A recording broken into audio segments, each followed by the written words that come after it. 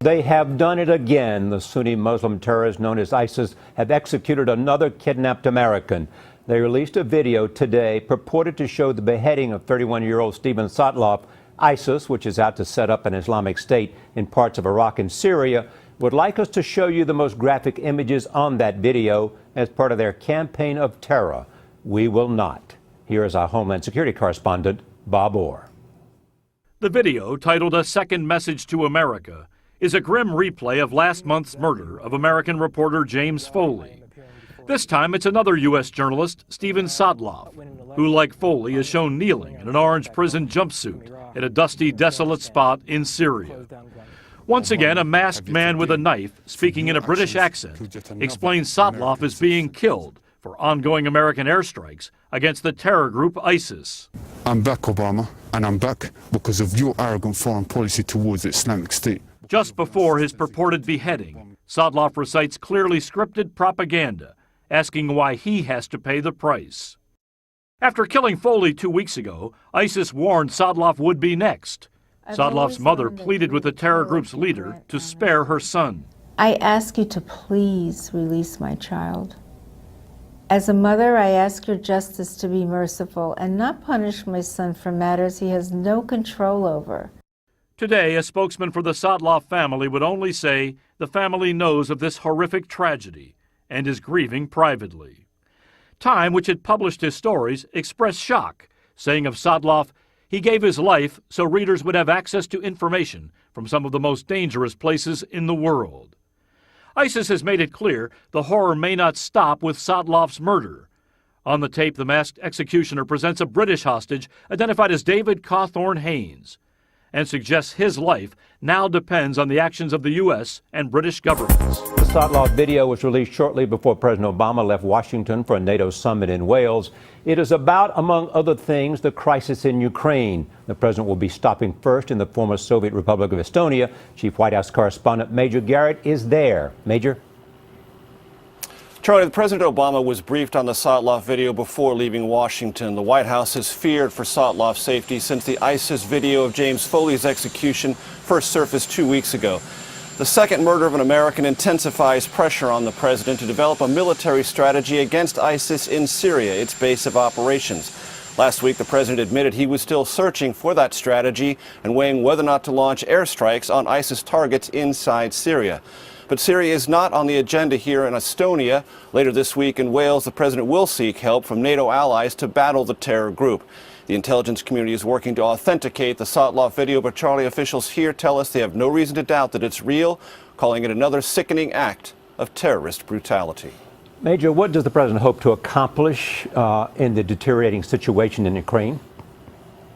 Well, he's here in the Baltics. He will meet with all three presidents of Estonia, Lithuania, and Latvia to send what he hopes will be an unmistakable message to Vladimir Putin that NATO is a real common defense alliance, and any military incursion in any of the Baltic states will be repelled by U.S. and NATO forces.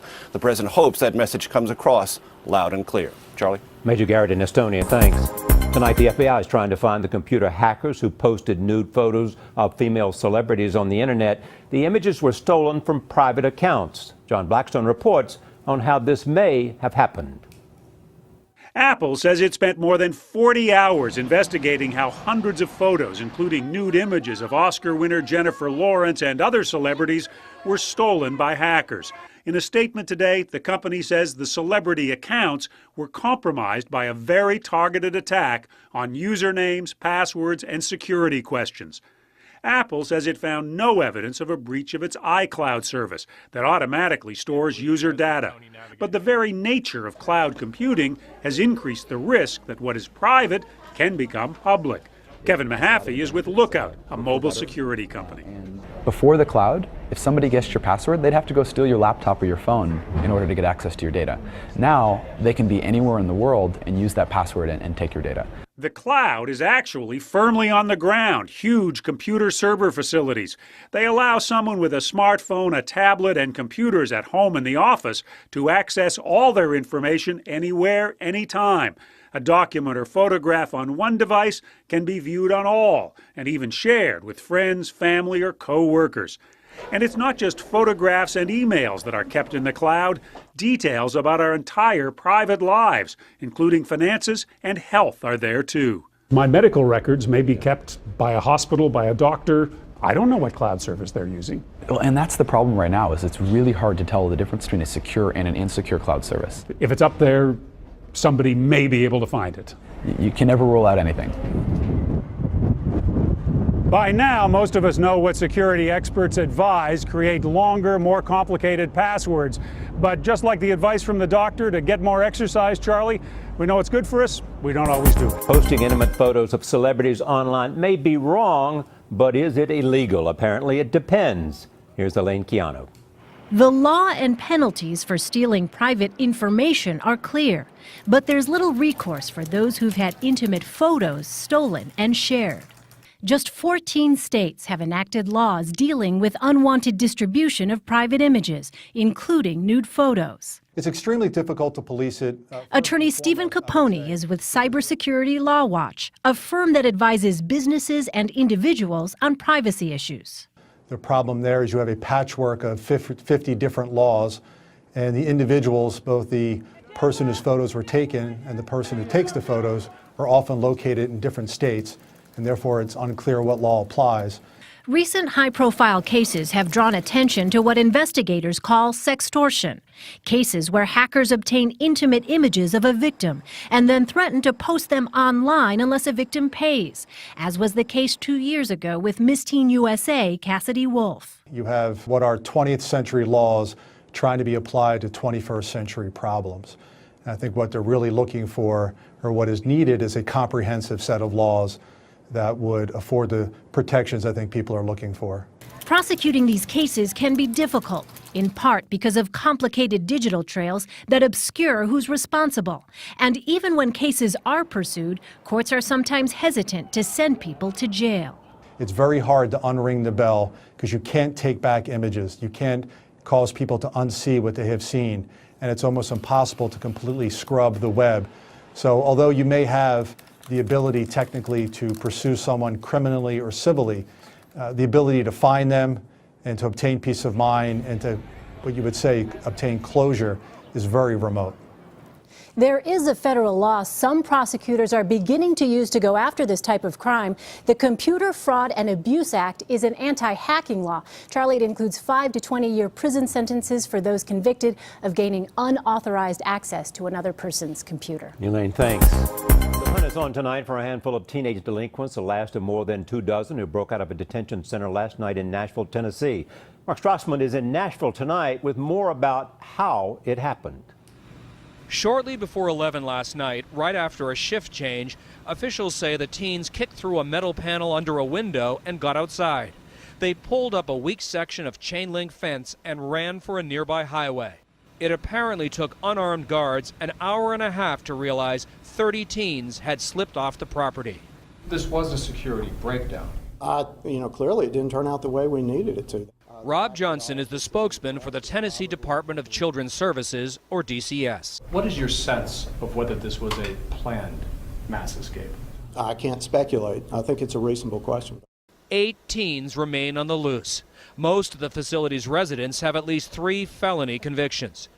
Overnight, at least 3 escapees were turned in by their families, but most were caught by police, who complained how long it took DCS to notify them of the mass escape. But DCS says it does not want cops with guns in a detention center for juveniles. We can't allow weapons on our facility, and the police, I believe, feel pretty strongly about not coming in unarmed. Tonight, the U.S. military went after the lead of another Islamic terrorist group, this one in Somalia. More about that now from National Security Correspondent David Martin at the Pentagon. The target was Ahmed Godan, who U.S. intelligence had followed as he drove through al-Shabaab territory in southern Somalia. Manned and unmanned aircraft fired Hellfire missiles and laser-guided weapons at his car and at a tent where he was to spend the night. 3 people were killed, but Pentagon spokesman Admiral John Kirby said there is as yet no hard proof Godan was one of them. He is the recognized appointed leader of the al-Shabaab network in Somalia. So if he was killed, this is a very significant blow to their network. U.S. intelligence has been tracking Godin, who went by multiple names, for years, and the State Department has offered a reward of up to $7 million for information leading to his capture or death. According to this wanted poster, he was 38 years old. Al-Shabaab is best known for the attack 1 year ago when gunmen seized the Westgate Mall in Nairobi, Kenya, and terrorized shoppers during a 3-day standoff which ended in a shootout with police. Godin publicly claimed al-Shabaab was responsible for the Westgate Mall attack, which killed and injured dozens in Nairobi. U.S. intelligence thought it had located Godin at least once before, but an operation to get him was called off at the last moment for fear he had been alerted. Weather's headed east from the nation's midsection tonight. 11 million people could be affected from Tennessee to New York.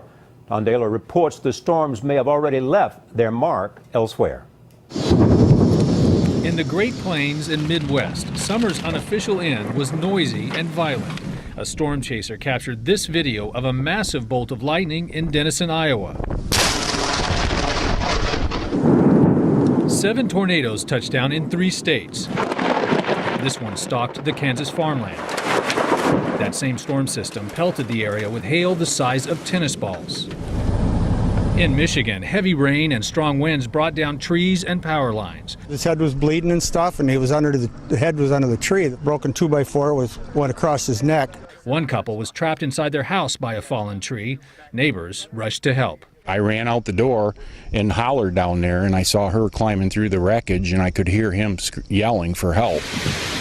People attending holiday events fought the high winds and raced for shelter. In Detroit, floodwaters forced cars onto sidewalks as residents worked to unclog drains. The cold front that spawned these storms is slowly headed east and is expected to weaken. Charlie, after a relatively mild summer, New York City today sweltered under the highest temperatures since last September. It sure did. Thanks, Don.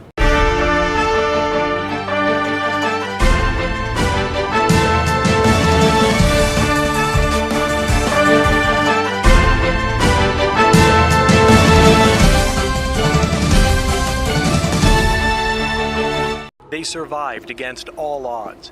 Alida Sabanova and her 2 daughters lived through the Beslan school siege.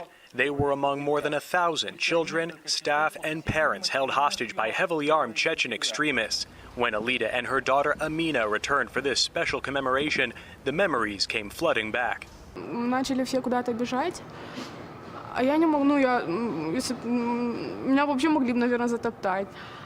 И меня хватает чья-то рука, а в ней еще было много маленьких рук. И это, оказывается, была учительница. Terrorists took the hostages to the gym. A little later, her mother voluntarily entered the building to be with her daughters. Когда я подбегала к школе, то у ворот меня встретил боевик. Я подняла руки и сказала, можно мне туда. Он сказал, туда можно всем, оттуда никому. И как бы толкнул автоматом, прикладом, и я забежала. И я сидела, я как бы никого не знала, вообще рядом знакомых не было. Я еще маленькая была, и я стою, передо мной чьи-то ноги. Через какое-то время оказались, я поднимаю голову, смотрю, мама стоит. They stayed in that gym with her father, school principal Tarkan Sabanov, through most of the 52-hour ordeal. Ребенок кричит, плачет, потому что он маленький, потому что он хочет пить, потому что он устал. Они кричат, заткните ребенка, или мы сейчас перестреляем все плафоны, чтобы они вам свалились на голову и порезали вас. Tarkan Sabanov, Amina's grandfather, didn't survive. А я сидела и начала плакать, где дедушка? Я спрашивала, где дедушка?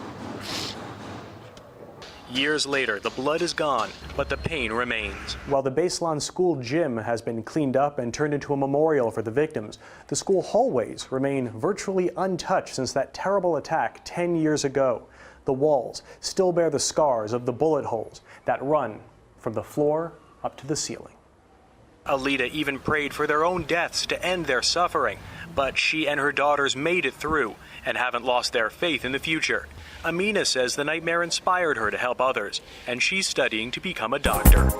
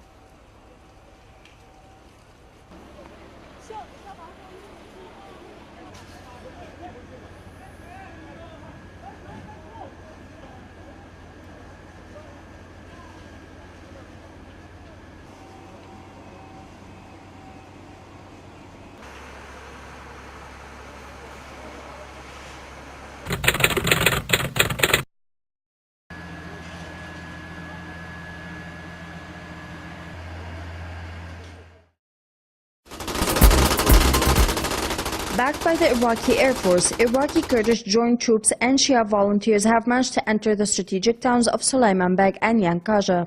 The advance comes after ISIL's 80-day-long siege on the Turkmen Shia town of Amirli has been broken.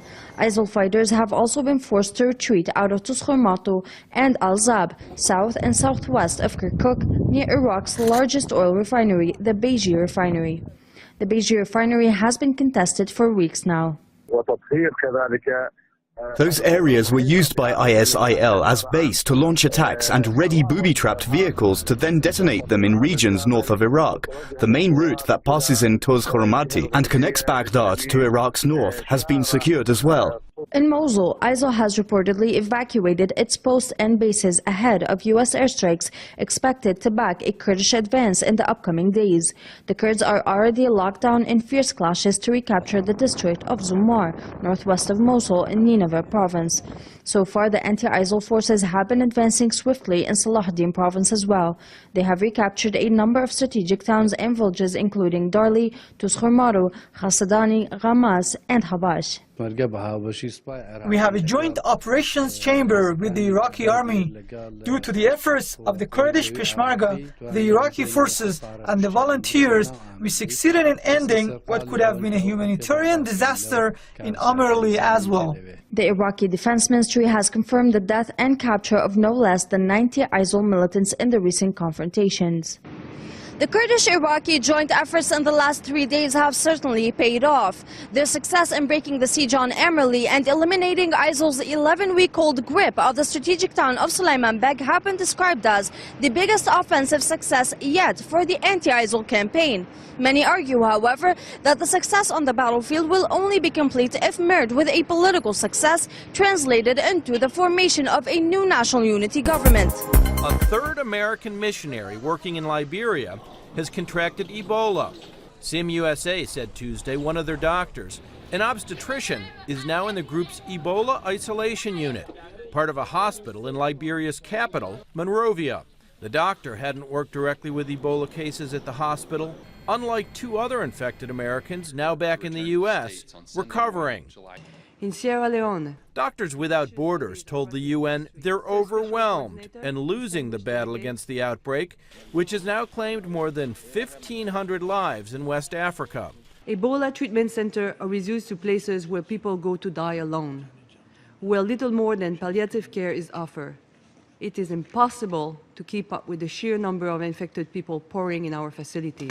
The director of the Centers for Disease Control and Prevention says the Ebola epidemic is spreading wildly, but can be stopped. There is a window of opportunity to tamp this down, but that window is closing. We need action now to scale up the response.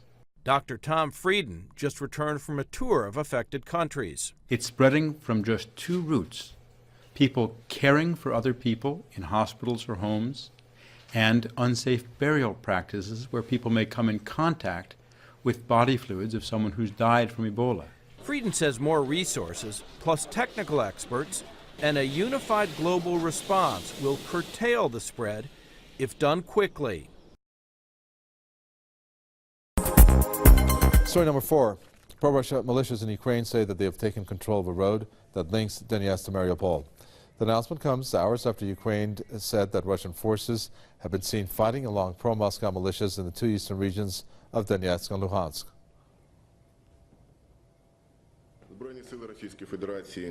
Armed forces of the Russian Federation are continuing to concentrate human resources and military vehicles in seized towns.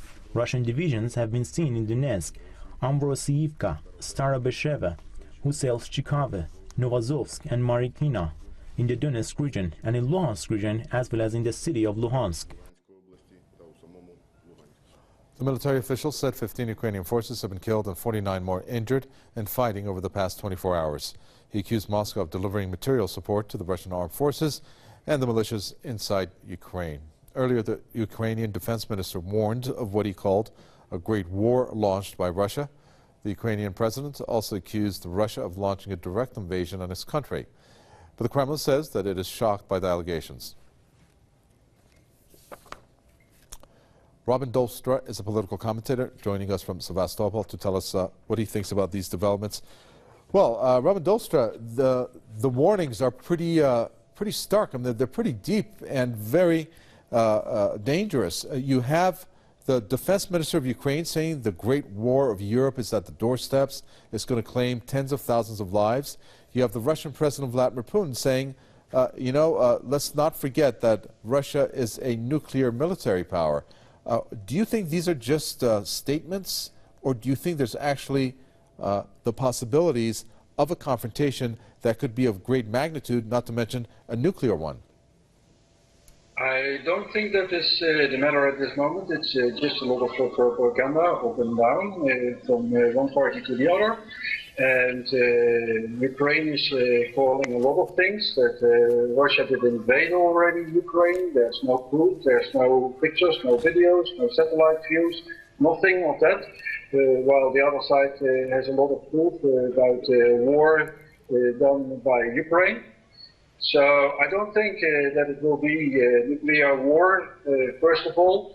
Of course, NATO is building up in the former Soviet states in the Eastern Bloc, but that doesn't matter so much because Ukraine is a neutral country and not a NATO member, and already some NATO states told that they will veto the membership away from NATO by Ukraine.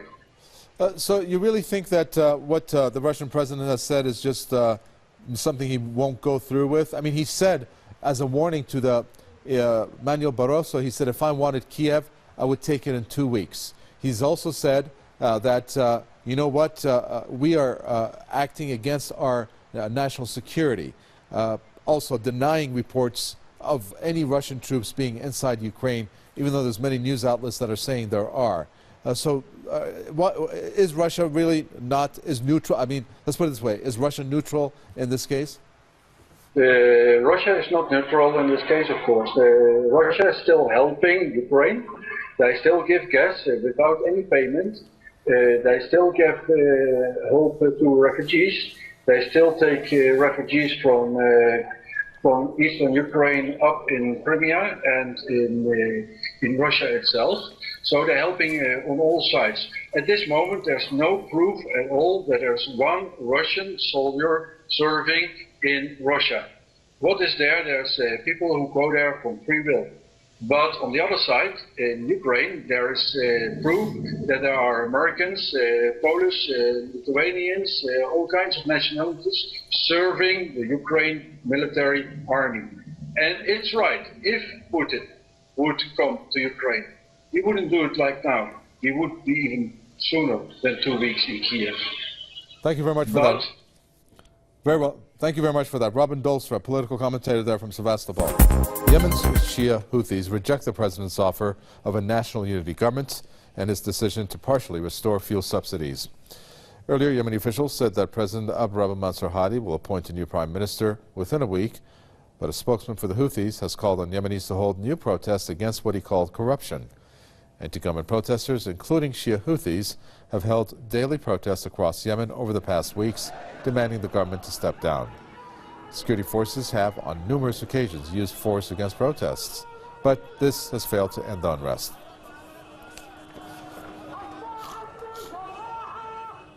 Yusuf Mari is our correspondent who joins us from Sana'a to tell us about the crisis there. Well, Yusuf, there has been word and news on the fact that these protests are going to continue, even if it means that the government forces are going to get involved and people are ready to get martyred for their cause. So this is pretty serious. And of course, give us the latest about how the offer from the president has been rejected by the Houthis. Well, regarding the president's offer to partially among the practice of people and to sack certain cabinet and prime minister, also this is basically something that housekeeping has been rejected by the Houthi leaders, who rejected it only a few hours after the head of the government announced that it had reached an agreement with the Houthis. Actually, Houthi officials immediately stated that it does not represent the Houthi movement and only represents some of the demands of the Houthi movement.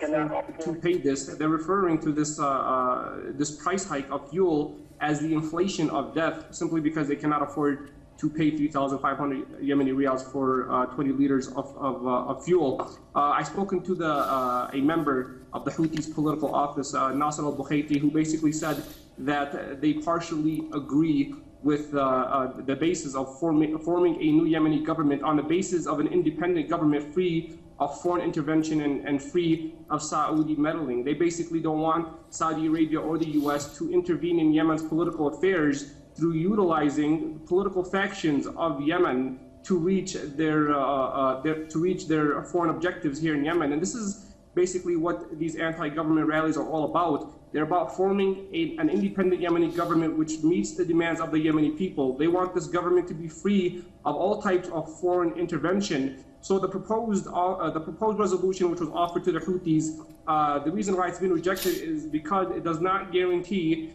that there will be no foreign intervention, there will be no Saudi and U.S. intervention in the forming of a new Yemeni government. So how do you think they're going to be able to get that guarantee? Well, they're going to continue their anti-government rallies. They're going to continue, excuse me, they're going to continue their sit-ins.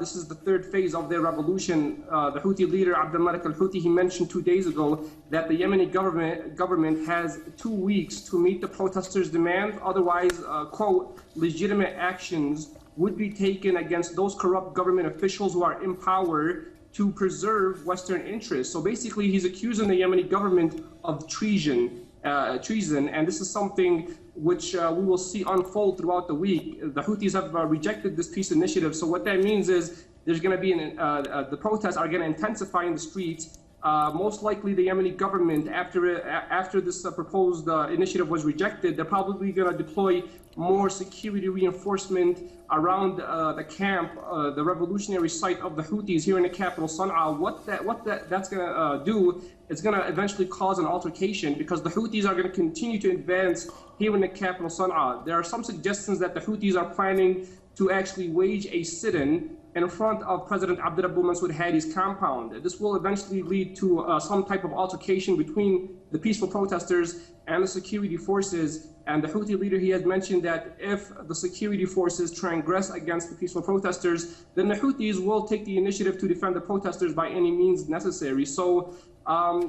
as I mentioned, the Houthis, as of right now, have rejected this proposed resolution. However, the mediation committee is still in Sa'da as we speak right now, negotiating with Abdel Malik al-Houthi. And if they come to terms, we'll be able to find out maybe later on tonight or tomorrow. However, the anti-government rallies will continue. This is the third phase of the revolution. And Abdel Malik al-Houthi said that basically those who have been taken to the streets, the Yemeni people, will reach their demand, will establish an independent government free of Western intervention. Whether the political factions of the country, President Abdurrabbu Mansour Hadi, will agree to this remains to be seen. However, we can expect to see more anti-government rallies. We can expect to see some type of altercation break out, as this is basically the last week and a half that the Yemeni government has to meet the demands of the Houthis. Very well. Thank you very much for that. Yusuf Mari there talking to us from Sana'a.